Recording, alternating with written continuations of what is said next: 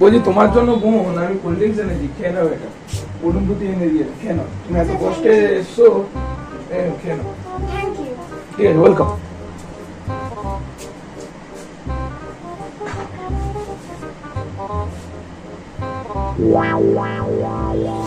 কেমন কেমন খেতে না, কেমন জলসা জলসা। দাদা। হ্যাঁ বলো। বলছি আপনাকে একটা কথা বলি, কিছু মনে করবেন না। না না না, বলো।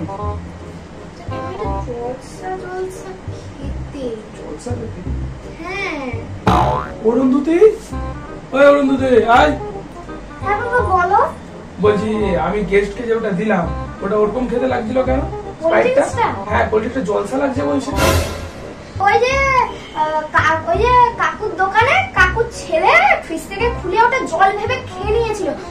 কাকু কি করবেন না ভেবে ওর মধ্যে একটু জল আর নুন মিশিয়ে দিয়েছি।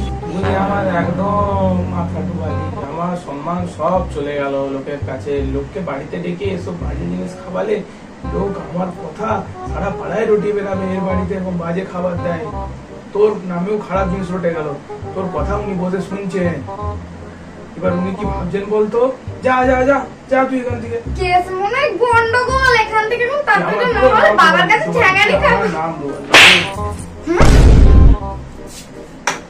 আজকে দাদা আসি, এর মেজা কীর্তি বলা বাবারে বাবা।